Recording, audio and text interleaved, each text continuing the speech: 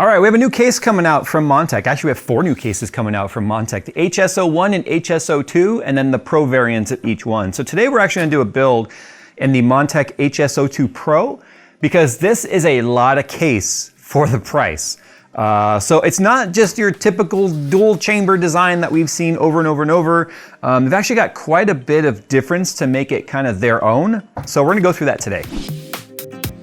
StarForge Systems offers several PCs at various price points so you can get the PC that's right for you. Horizon PCs are perfect for the everyday gamer, with affordable and fast PCs that are great for first-time PC users. While Navigator PCs are perfect for people looking to bring their gaming experience to the next level with next-gen components spec'd for true gamers. And for those looking for light-speed PCs, Voyager PCs offer the highest-end components for those looking for top-of-the-line gaming experiences, and rumor has it they're fast enough to actually escape the grasp of a black hole. Not really, but you get the idea. And for those looking for a more sleek and minimal aesthetic, Explorer PCs feature 0 RGB and a classic, understated finish, perfect for gamers and non-gamers alike. To see the full list of offerings from StarForge Systems, follow the communication portal in the description below. Oh, and the logo's a hammer. They told us to say that. I had to use one of my gym plates on my Lazy Susan because it's just wide enough to where it doesn't fit on the Lazy Susan.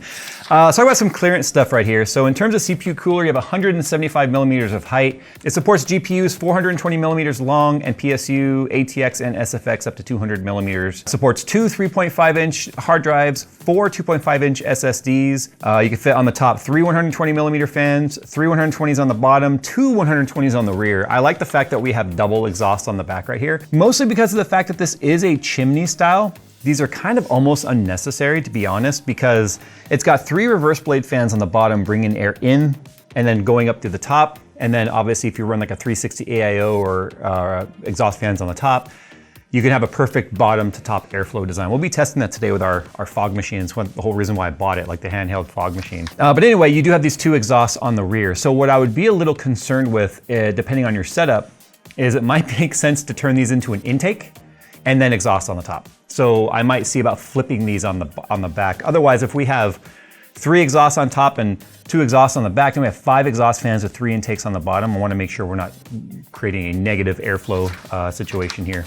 For rad support, you can fit 360, 240, or 120 on the top. On the bottom, 240 or 120. Probably couldn't really fit a rad on the back right here because of the fact that you need to be able to deal with the extra thickness of the rad and the length. It would hit the top and the bottom right here. So these are just gonna be fans only.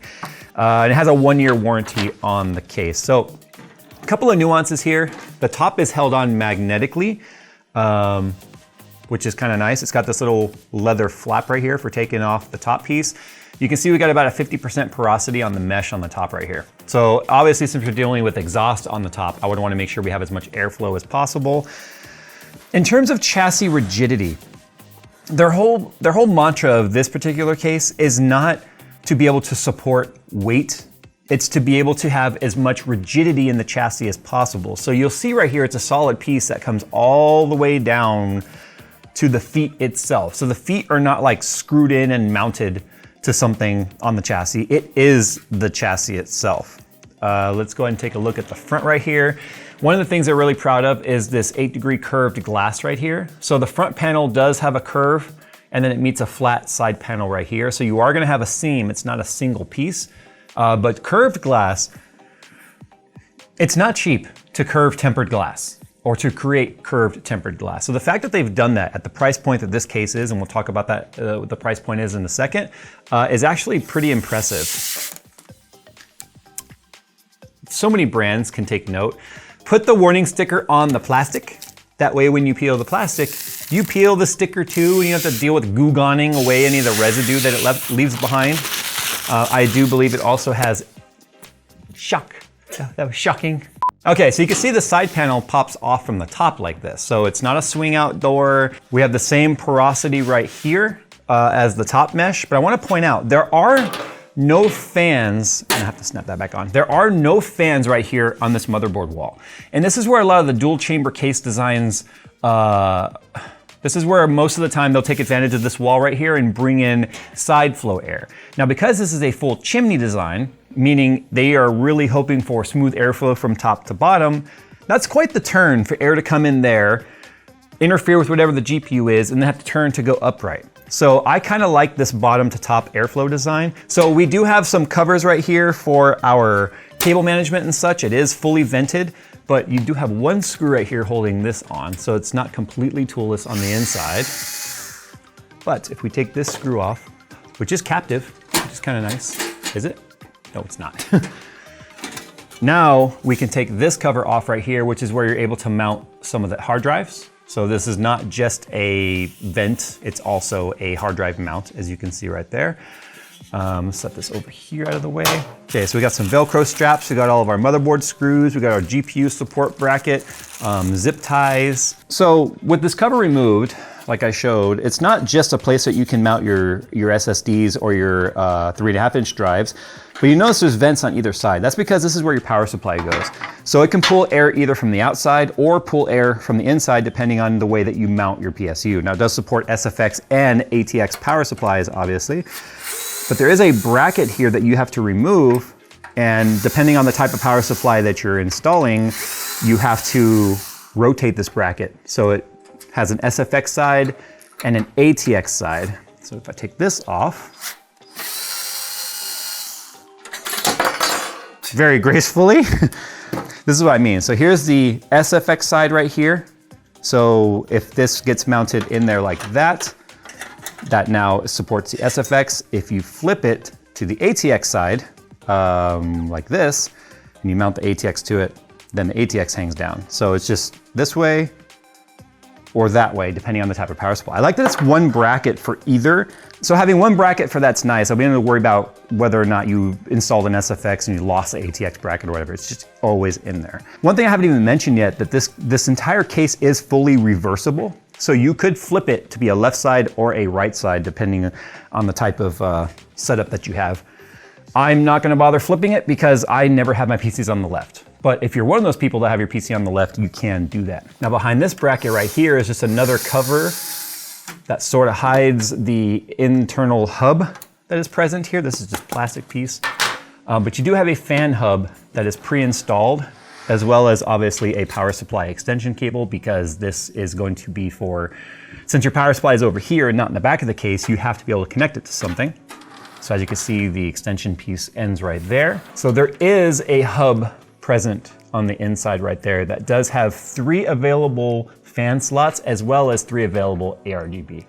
So if you're gonna be installing like a 360 AIO or something like that, like we are, you could have it be controlled by the rest of the case or controlled by whatever fan controller you're running for your particular stuff. Obviously we have our feed for our hub, so we have to be able to feed it our ARGB cable and our fan cable. And actually, that was a thing I already undid, so I had to undo it again. There we go. So that's extra length for our feed for the hub. So we have SATA power for the hub, ARGB, and PWM fan connector. So I would just connect this to like the CPU header. That way you know your fans are speeding up and slowing down with CPU load. Most of this madness is coming from underneath the bottom of the case right here. And one other thing to mention here, as you can see, based on all of these cutouts on the back of the motherboard tray, it does support back connector. So that is like the new standard now of cases supporting back connectors. So all these additional like pass-throughs right here, these are for the connectors that face the rear. That way you can plug stuff into them, and then obviously you have a very clean front side. Let's talk about the glass. So we can remove the glass just like we did the back side. It's a fairly thick panel too, as you can see. This is probably measuring a good 3 to 4 millimeters thick. It's actually fairly weighty. It does have a frame support near the corner. Does not protrude to the end of the glass though, so you wanna be careful, especially with the pointy edge right here where it meets this curved glass. It has kind of a 45-degree cut on the glass. Be gentle with this. Do not slam it down on that corner. Otherwise you're gonna be hitting up Montech and checking out how easy it is to get a replacement side panel. So here's the rest of that cable stuff on the bottom as I showed. You can see the feet, how they protrude down all the way. Obviously we have a fan filter on the bottom right here. Just magnetically held on. So if you want to remove the filter, you do have to tilt your case. That's only one downside, is it doesn't like slide out or anything like that. And then the front glass does also come off with the same type of snap. So as you're building in the system, you can have access to 3 of the 4 sides, which is pretty nice. I mean, you're coming in here. If you were doing a custom water-cooled loop in here too as well, that'd be kind of neat. Now, you might look at this and say, you can fit a 360 on the bottom. Technically, the manual says a 120 and a 240. The reason for that is going to be the additional end tank length beyond the 360 rad. It'll interfere with this tab right here, this button that releases something. I'm not entirely sure what it releases, but that button is right there. And now you could technically slide it a little bit and then fit the rads on top right here, but then it would interfere potentially with some of your bracketry right here, depending on your motherboard type. Now, I would have to take this bracket out right here for fitting a full ATX motherboard, so then your radiator could be up in front of your motherboard, which isn't a problem if you pre-plug that stuff in, but where there's a will, there's a way. You can make a 360 fit down here. They're just not natively saying it supports it. Now, when it comes to supporting motherboards, as we just talked about, they only support 250 millimeter wide. So that means eATX motherboards are out. Standard ATX motherboards up to 250 millimeters wide. And that's because of this shroud right here. And obviously the cables have to make this turn through this grommet or through this hole right here if your power supply isn't so long that it blocks this hole. So there's a couple of caveats that you have to be mindful of when it comes to installing your motherboard and such. So here's what I'm gonna do. I'm gonna go ahead now and just sort of fit a system in here. I wanna do some airflow testing. I wanna see how well the air actually chimneys. I almost feel like I should leave these facing this way first to see if it does sort of create a negative airflow and then maybe flip them around, because that's what the smoke will do. The smoke will allow us to visually see the pathway of the air. All right, let's go ahead and do a build. Okay, so we actually have a interesting development here. This is the Hyperflow Silent 360 AIO from Montech. And it actually doesn't fit in their own case with the cables hidden. So let me explain. You can see the rail right here. There's only one rail for the 360 to mount to. It's not like it's offset or has multiple mounting points. There is not much room between this rail and this like piece right here. So as you can see, we have daisy chain fans right here that this adds thickness, right? We have to account for that to fit between the side of the rad and the side of the case. It doesn't. So you can see I can't get them to line up because they're resting on those pieces. Now, I initially was like, well, we have this pass through right here and this pass through right here. Maybe I can get these to line up so that they can just sort of land in there. But as you can see, the cable's just slightly too short and there's not one for the third one. So I can only mount this now by putting the cables on the side that shows, which is 1000% not what we want. So what we're gonna try and do right now is we actually loosened up these rubber corners and we're trying to see if we can stuff them down inside the fan to give us enough clearance. I mean, that could work, potentially. Let's see, that might actually give us enough. Nice. Okay, that shouldn't have to be that way, but at least we found a way. So yeah, just keep that in mind with if you have an AIO that has a daisy chain connector on there and it's a fat one, that you might have to find a way to stuff it up in there.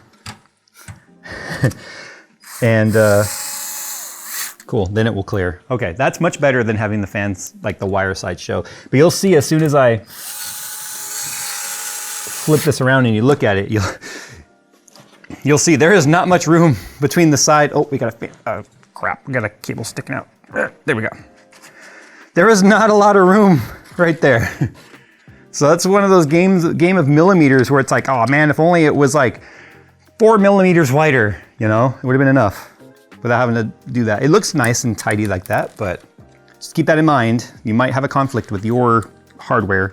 Okay, so let's talk about graphics card fitment right now. So this is the Gigabyte Aorus Master RTX 5090, one of the biggest GPUs on the market. We think it might actually be just as big, if not slightly bigger than the Astral, but I was trying to use the anti-sag bracket.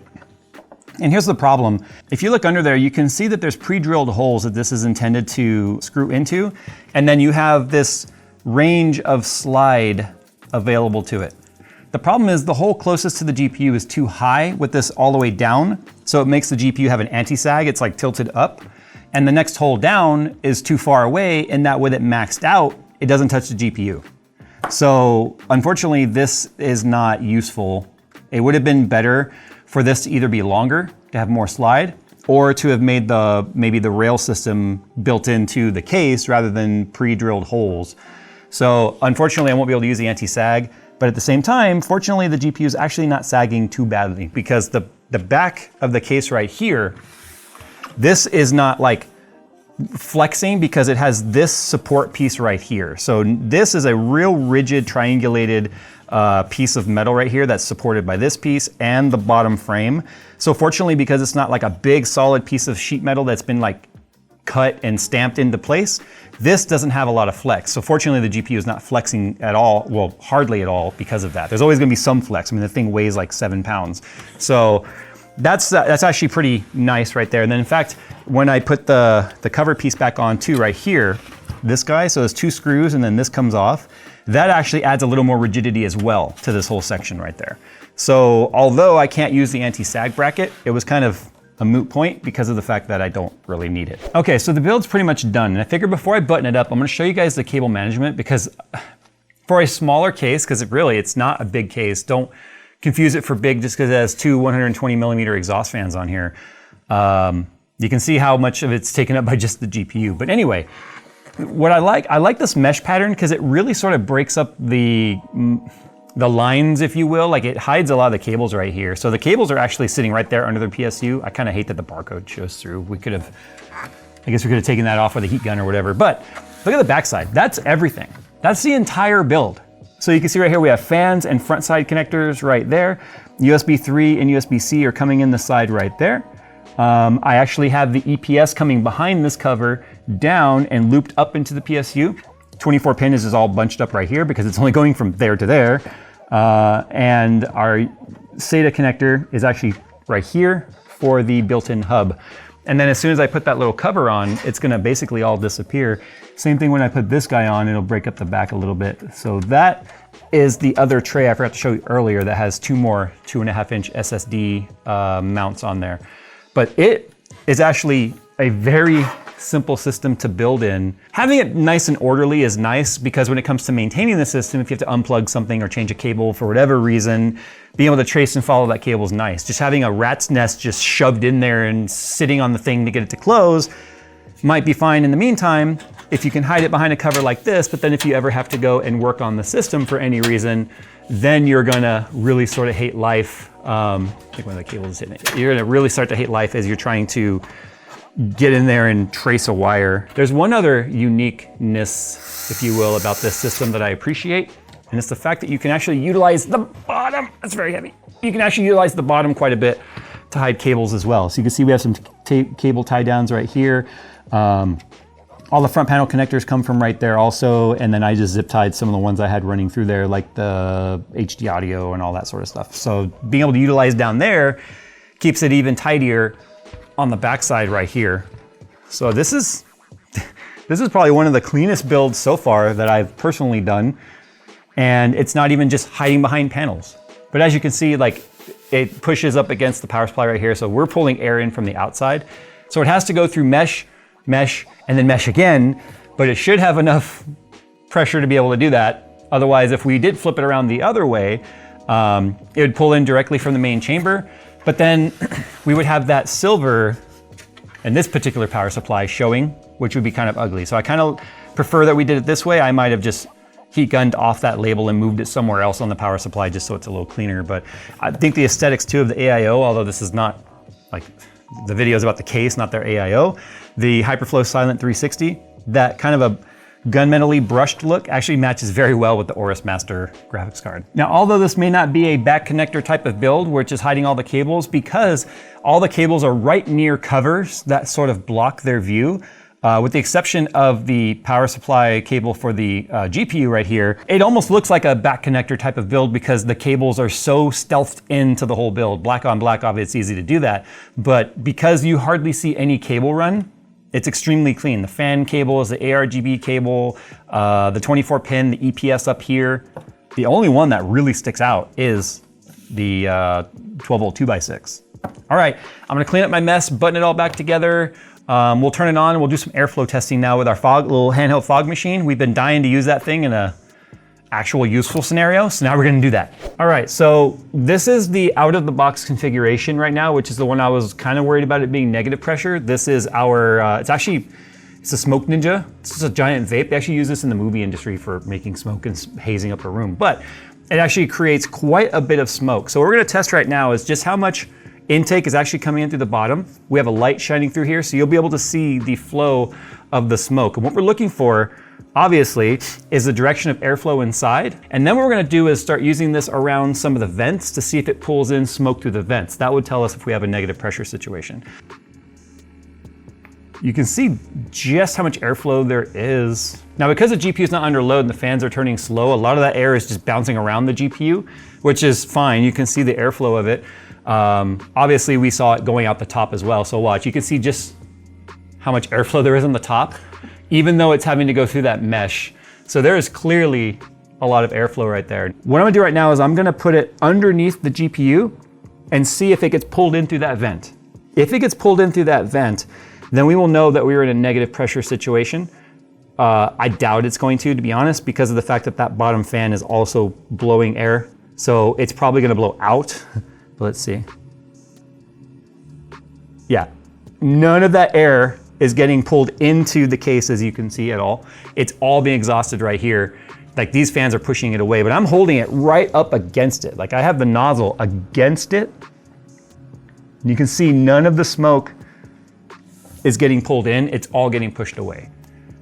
So that tells us we actually have really good positive pressure going still with only 3 intakes on the bottom, but that's because these are nearly unobstructed. We have a fan filter on them. Remember, this is having to go through a radiator and then the mesh on top.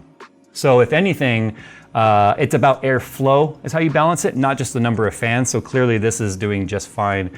Let's now take a look at the backside. Okay, so if we were in a negative pressure situation, I think a lot of that would have got pulled in. Look at that, it's pulling it in through the bottom. That's just, because it's so elevated off the ground, it is pulling in a lot of air, but we should see this pulling air in. Yep, that's the PSU right there. And you can see it exhausting it out the top. So there is the PSU airflow. And it's turning pretty slow right now because it's not under load, but look at that. You can see now just how much airflow this chassis has to pull it in from that far away. That is cool. I love this machine because it allows you to visualize the actual airflow. How far away can we do this? It pulls every bit of it in there except for the part getting stuck to the heat of the LED right there. Yeah, so we obviously have more gap than just this because the fans are up recessed. We have a cushion of air under the fans too. It's not just this gap, it's quite a bit more than that under there. We are not pulling air in through that vent. We are clearly pushing air out. We are very positive pressure in this chassis. Look at this. Okay, I don't think I have to turn the fans around. I don't think I have anything to be concerned about in terms of the airflow. So this is what it would look like if Snoop Dogg were gaming on this system right now. It would look a lot like this. Look at that. Dude, like look how far away I can take the smoke. And the PC still grabs a lot of it. So because there's these holes right here too, there's actually some air being sucked in through there. So there is a little bit of negative pressure aspect up here, but that's because these fans are pulling it and then looping it back out. So it's interesting because that means this is actually getting some fresh air from here as well. But because that is being exhausted so far away, we're not seeing a cyclone effect where it's pulling in warm air again. So check this out. See that? It is not pulling in any of that air. Like it's not cycloning at all. It is completely exhausting it. And then even with the top cover on,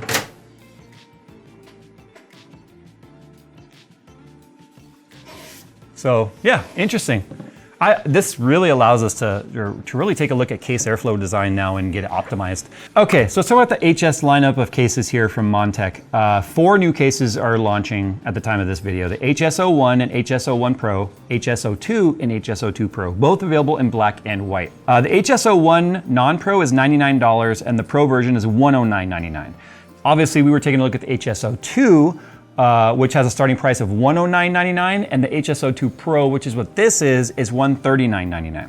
Now, there's actually quite a bit of range in pricing right there. Since we only took a look at the HS02 Pro, I can only speak to this one, but I can tell you it's cheaper than a lot of comparable cases in the market, but it doesn't feel cheaper, if that makes sense. I love the fact that the feet are part of the integral design of the chassis, if you will. It just goes all the way down rather than having feet that attach to it. The material feels thick where it needs to be and lightweight where it needs to be. There's clearly a lot of design and thought that has gone into this case, outside of even the fact that it's reversible. It just seems like they've really kind of gone through and figured out a lot of the stuff in the design phase. Now, sometimes things can pop up that are like, oh man, we should have done that a little bit differently. For me personally, that's the top mount for the AIO that we already talked about. We were able to get around that by squishing the daisy chain connector into the fan itself, but not all fans will be necessarily capable of doing that. So I want to point that out. I'm a little surprised considering their own AIO was a tight fit in getting that to work in this case. Usually you test for your own products first, and then third-party products, it's like, well, that's a hit or miss. We don't validate third-party products. So the fact that this Hyperflow Silent 360 AIO was sent to us by Montech to use in this particular, like, hey, if you're gonna look at our case, can you just throw our AIO in there? I'm like, yeah, sure, you know, why not? 175 millimeters of height, we know it would cover or be able to support any of the big air coolers. I'm kind of glad we looked at the 360 now, because I may not have even noticed that that could have potentially been a problem if it wasn't for the fact that we tried to squeeze that in there. So I feel like these fans will take care of a lot of the air that in the low pressure zone right here, and then the cool air will make its way around the GPU that's not used and make its way into the 360. And as you saw, the 360 has plenty of velocity when it comes to pushing air out of the top. Overall, I think for the price, it's a pretty well thought out design. I like the RGB that's integrated into it. It's tasteful. It's not crazy. Now, it does have an integrated RGB button on here, as you can see. Even though we do have it plugged into the motherboard, it will default with whatever the motherboard is doing unless you push that button. And then, yeah, so you have a ton of different modes on here, and you can just cycle through them, or you can switch it back to the motherboard mode. But I like this tasteful strip of LED, nothing crazy.